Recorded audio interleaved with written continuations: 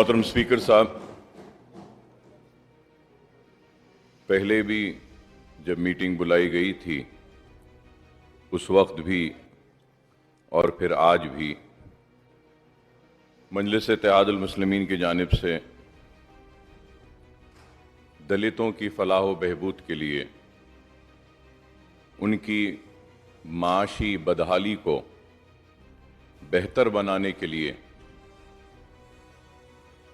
जो भी इक़दामात हुकूमत अपनी जानिब से करेगी, या वो फिर दलित बंधु ही क्यों ना हो, हमने इसकी भरपूर और मुकम्मल तायीद की है। और आज भी मैं यहाँ खड़े होकर इस बात का फिर से अपनी पार्टी के जानिब से ऐलान करता हूँ कि हमारी पार्टी दलितों के साथ जो बरसा बरस से नाइंसाफ़ी की गई है, उसकी न सिर्फ कबूल करती है कि नाइंसाफ़ी हुई उनके साथ, बल्कि आज जो ये प्रोग्राम लाया गया है इसकी तायीद करती है। और उसके साथ ही साथ दूसरी बात, मैं चीफ मिनिस्टर साहब का शुक्रिया अदा करूंगा कि हमारी पार्टी की जानिब से ये मुतालबा किया गया था कि आप कास्ट सेंसस करवाने के लिए गवर्नमेंट ऑफ इंडिया से मुतालबा करें, जिस पर चीफ मिनिस्टर साहब ने ऐलान किया कि एक रेजोल्यूशन इस ऐवान में मंजूर करेंगे। तो मैं हमारे इस मुतालबे को कबूल करने पर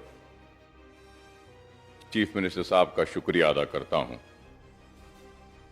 और चंद क्लैरिफिकेशंस है जो आपके जरिए मैं चीफ मिनिस्टर साहब से हासिल करना चाहूंगा इस दलित बंधु प्रोग्राम के लिए।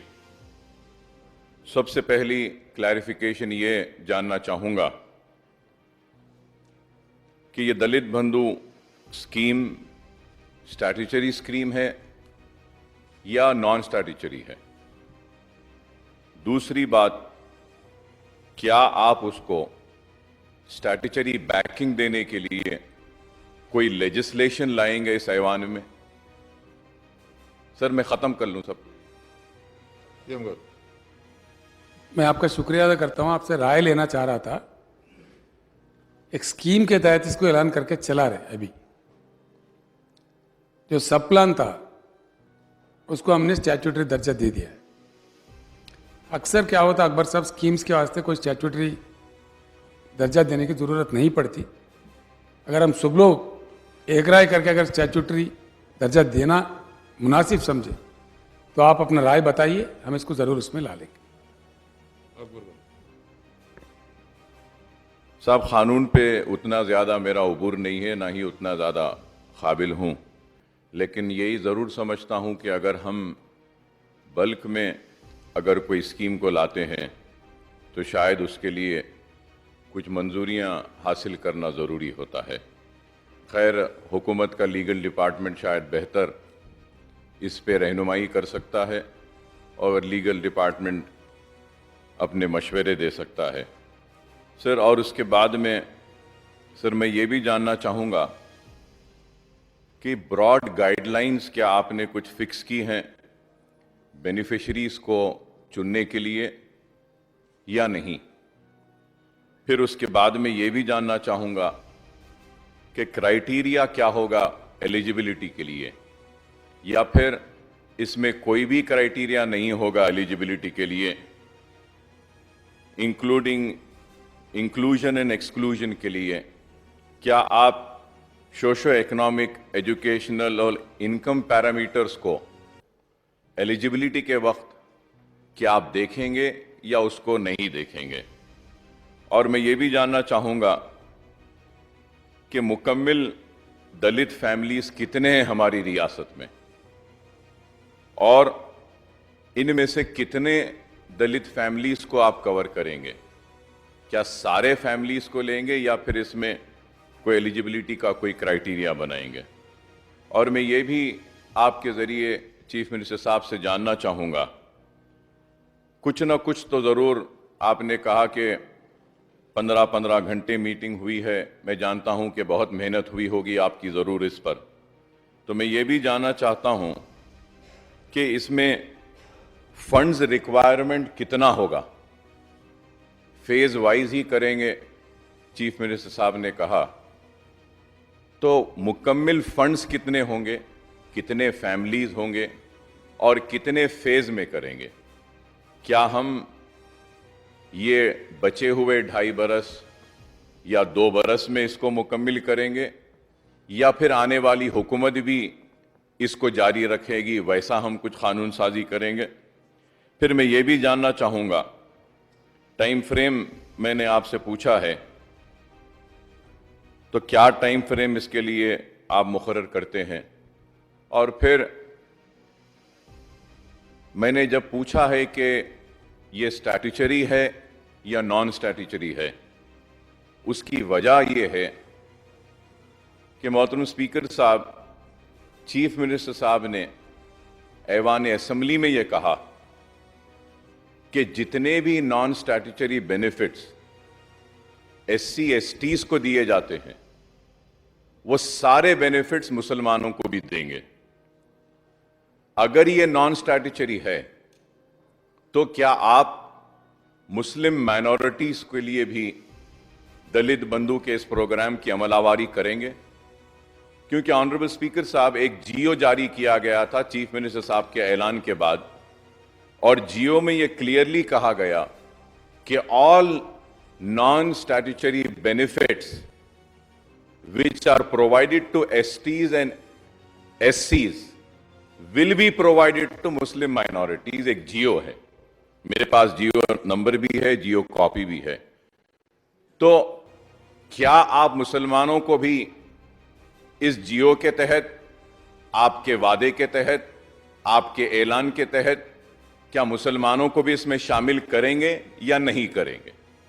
और सर, मैं जरूर इस बात का इकरार करता हूं कि दलित के साथ बहुत जुल्म हुआ, नाइंसाफी हुई, हक तलफी हुई, लेकिन यह भी एक हकीकत है कि गोपाल सिंह कमीशन की रिपोर्ट हो, या फिर सच्चर कमेटी की रिपोर्ट हो, या कुंडू कमेटी की रिपोर्ट हो, रंगनाथ मिश्रा कमेटी की रिपोर्ट हो, या फिर आपकी बनाई हुई सुधीर कमेटी की रिपोर्ट हो, इन सारे रिपोर्ट्स ने यह बात साफ और वाज़े तौर पर कहा है कि SC STs से भी अगर कोई पिछड़े हुए हैं, पीछे हैं तालीम के मैदान में, रोजगार के मैदान में, या फिर माशी मैदान में, तो मुसलमान है।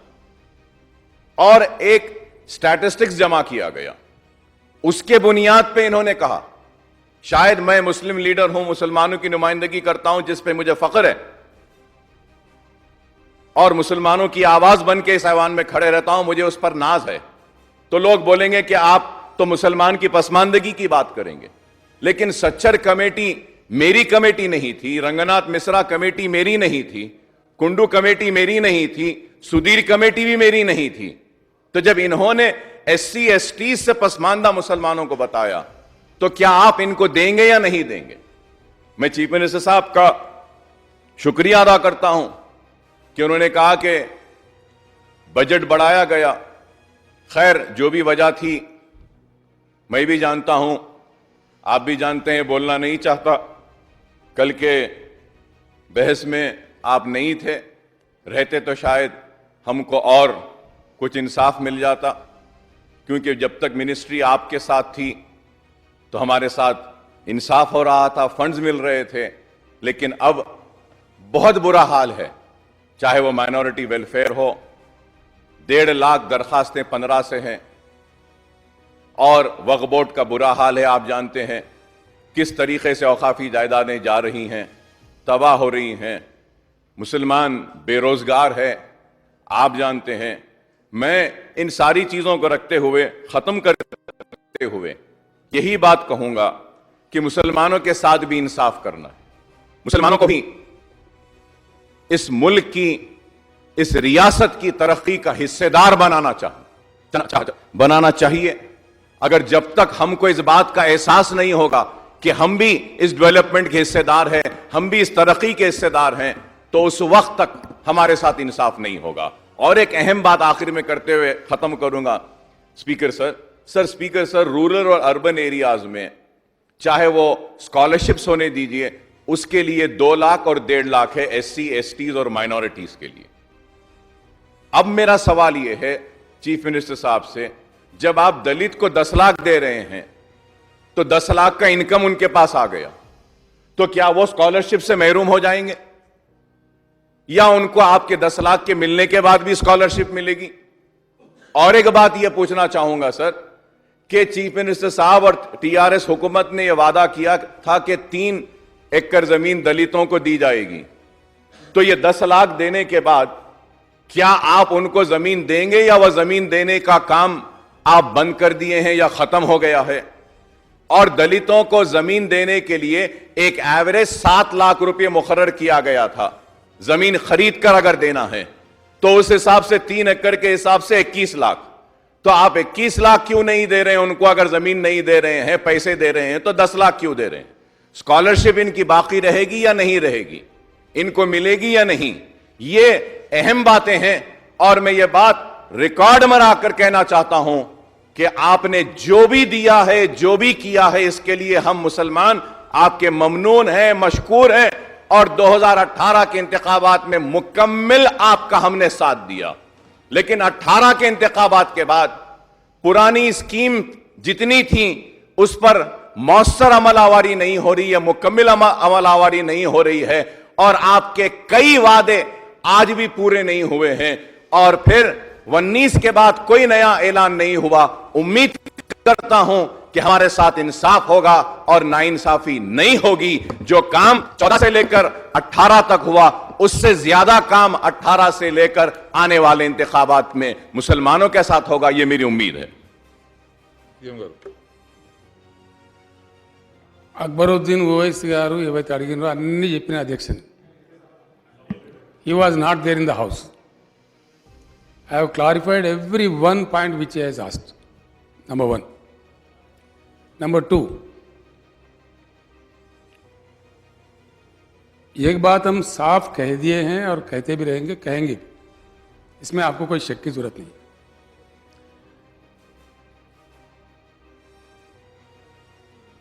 दलित बंधु 10 लाख दिए जाने के बाद हर वो कार्यक्रम अब दलित के लिए जो जारी है वो मुसलसल चलता रहेगा। उनसे ना रेशन कार्ड छीनेंगे, ना स्कॉलरशिप छीनेंगे, ना कोई चीज़ छीनेंगे, वो चलता रहेगा। इसमें आपको किसी को कोई शक का जरूरत नहीं है। अब रहा 3 एकड़ का बात, हमने कभी वो वायदा किया ही नहीं। हाँ, ये बात सच है। कुछ लोग कहते हैं ऐसे। जब दलितों की तरक्की की बात हो रही थी, मैंने असेंबली में कहा है, आई एम ऑन रिकॉर्ड, हमने ये कहा अगर जमीन जिरायती दिया जाता है किसी भी शख्स को या किसी फैमिली को, चाहे दलित हो कोई भी हो, जो सो कॉल्ड लैंड असाइनमेंट है, गुज़िस्ता सरकारों ने जो असाइनमेंट किया है वो मोस्ट अनसाइंटिफिक है। अगर दिया भी जाता है सरकार की तरफ से, क्यों दिया जाता है? वो एक इकोनॉमिक यूनिट बने, उस फैमिली की तरक्की के लिए काम आए। लेकिन इस प्रकार का असाइनमेंट दिया गया, किसी को 2.5 एकड़ दिया, किसी को 1 दिया, किसी को आधा एकड़ दिया, लेकिन समझा जाता था ये, it was clearly understood by the studies that the minimum agriculture land should be 2.5 to 3 acres. उसको लेके मैंने ये कहा था जरूर कि अब से जो भी जमीनात दलितों के लिए दिया जाएगा, उनके पास एकड़ है तो 2 एकड़ खरीद के दिया जाएगा, 2 एकड़ है 1 एकड़ खरीद के दिया जाएगा, 1.5 एकड़ है तो और 1.5 एकड़ दिया जाएगा। ये मैंने वादा किया था। हमारे मैनिफेस्टो में भी यही लिखा हुआ है। हम जो भी करते हैं अकबर साहब यूं ही नहीं करते, समझ के करते हैं, बिल्कुल समझ के करते हैं, समझदारी से करते हैं। और उसको हमने प्रयास चलाया। 7 लाख हमने कोई यूनिट नहीं बनाया था। खरीदते खरीदते किसी जगह खम्मम जिले में ही 7 लाख भी 1 एकड़ के लिए देना पड़ा उस समय। तो उस प्रकार से भी कुछ लोगों को दिए। उस प्रकार के प्रयास में एक 16,000 एकड़ हमने अभी तक दलितों को दिया है। इसके बाद में आज के हालात में जमीन ना मिल रही है, ना सरकार के पास बची हुई है जितना ज़्यादा सबको दे सके। सब खत्म कर दिया असाइनमेंट्स में पीछे। इससे पहले भी आपके आने से पहले भट्टी विक्रमार्का साहब बोल रहे थे कि असाइनमेंट कमिटीज नहीं बैठे, जमीन है तो असाइनमेंट कमिटी है, जमीन है ही नहीं। सरकार खुद अक्वायर कर रही है अपने जरूरियात के लिए, पब्लिक पर्पस के लिए, लाखों एकड़ अक्वायर करना पड़ रहा है सरकार को। तो ये जमीन के हालात है।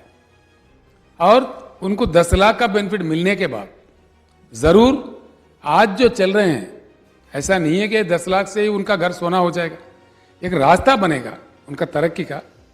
चलते चलते फिर हम ही लोग बात करेंगे इसी हैवान में, डेफिनेटली रिव्यू करेंगे, उसके बाद हम निर्णय लेंगे उस प्रकार का। लेकिन अब जो भी उनके लिए जारी है, वो स्कॉलरशिप हो, रेशन कार्ड हो, कोई और सुविधा हो, वो चलता रहेगा। कोई किसी चीज़ को उनसे लिया वापस नहीं लिया जाएगा। दूसरी बात यह है, जहाँ तक मुसलमानों की बात है, पहले से बहुत बेहतर तरीके से हमारे सरकार काम कर रही है। वो तालीमी मामले में हो, कुछ और मामले में हो, हम काम कर रहे हैं। कुछ हद तक उसके नतीजे भी पाए जा रहे हैं। स्कॉलरशिप में भी बढ़ोतरी दिए, IAS IPS कंपटीशन के लिए उनको पैसे दे रहे हैं, ट्रेनिंग के लिए भी दे रहे हैं, कहीं अन्य जगह भी दे रहे हैं। हाँ, ये बात ज़रूर है, हम सबको गौर करना है। बजट में कुछ कटौती हुई, स्कीम्स में कुछ कटौती हुई, सिर्फ मुसलमानों के लिए ही नहीं, सबके लिए हुआ है। Because of corona it has very badly hit us. लेकिन अभी हमारा ग्रोथ फिर से जोर पकड़ा है।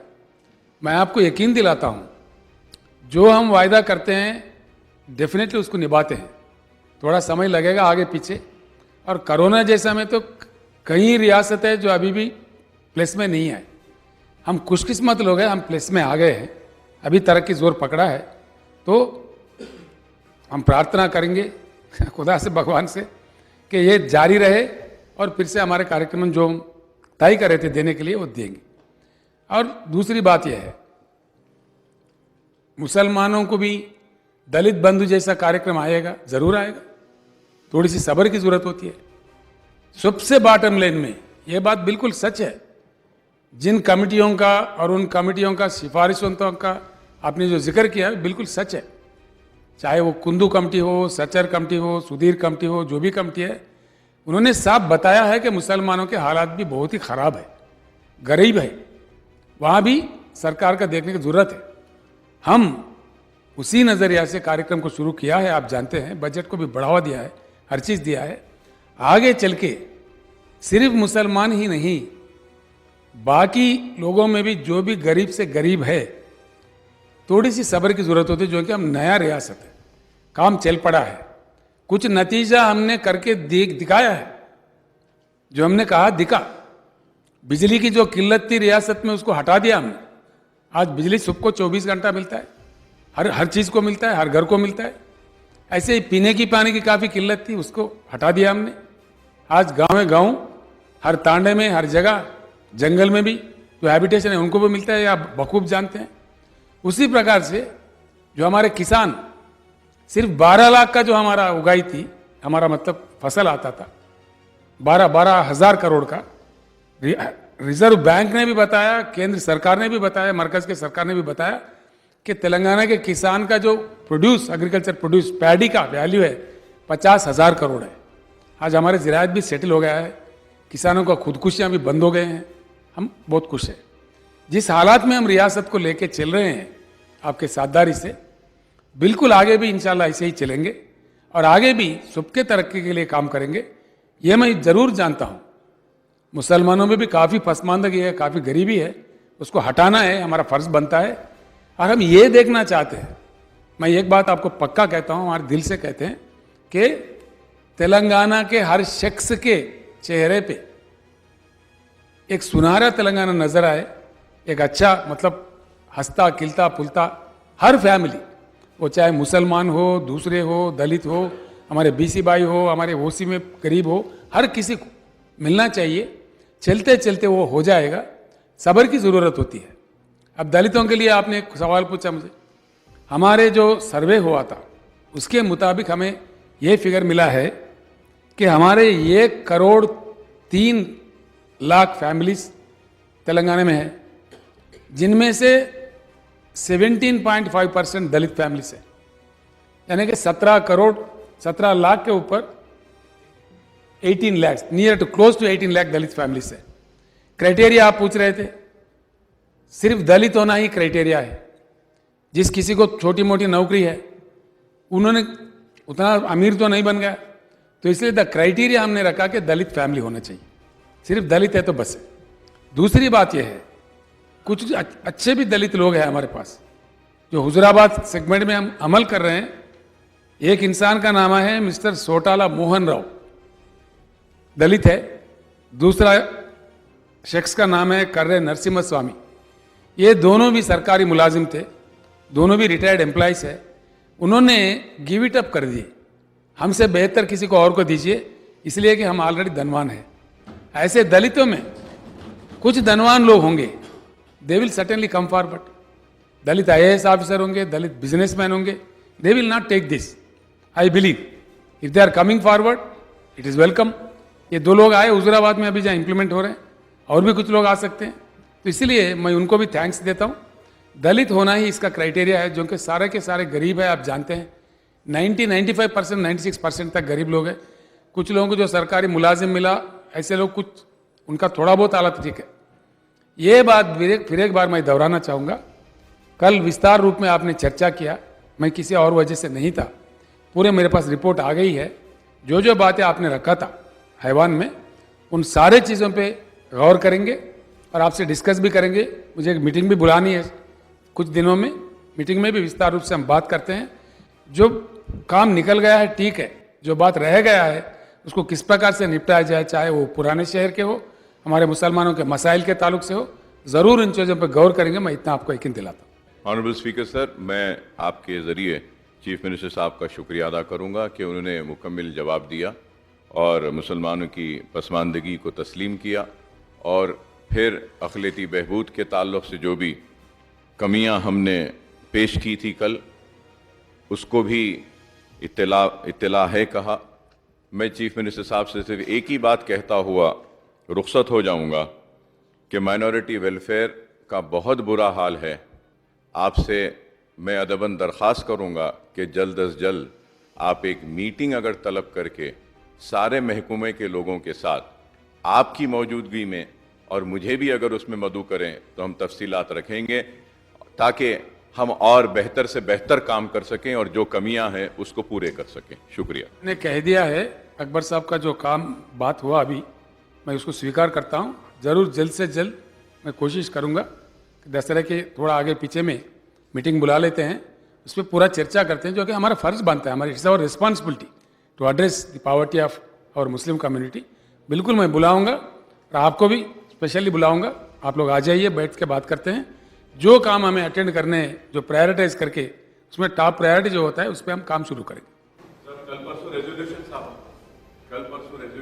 जब भी ले लिए थे गवर्नमेंट ऑफ इंडिया को कास्ट सेंसस कराने के लिए, बिल्कुल करते हैं उसका बिल्कुल नहीं। एक बात ये सच है, कई देशों में देखा जाता है, it's very important sir, the subject which is raising is very important in the interest of the whole community, whole रियासत एंड कंट्री। हर देश में, हमारे बगल में जो म्यांमार है, वहां पे भी दिया जाता है कि नेशनल आइडेंटिटी कार्ड, आप कौन है तो मैं ये हूं। ये हमारे पास नहीं है। बड़ी मुश्किल से एक आधार कार्ड आया, उसको भी बात कोर्ट नहीं मानते हैं, बात बार इनकार होता है, बड़ा अजीब सा लगता है। ये इसलिए जरूरी है, इससे पहले भी किसी भाई ने पूछे, अब भी इसका भी डिमांड हो रहा है कि कैस्ट तौर पर या किसी और तौर पर हमारे पॉपुलेशन का हिसाब किताब, एक सही हिसाब हमारे पास होना चाहिए। Because sir, with my vast experience in the administration, all kinds of nonsense speaks in the absence of proper statistics. अभी मैं पढ़ रहा था, आप नहीं थे, हम समझ रहे 15% हमारे दलित है, लेकिन अब 17.5 क्लोज टू 18% है। कई अजलाओं में 25% भी है। तो इन चीजें जब साफ समझ में नहीं आए सरकार को तो उनके साथ इंसाफ नहीं हो सकता. 100% we will pass a resolution in the House demanding the government of India for taking up the caste census. Thank you, sir.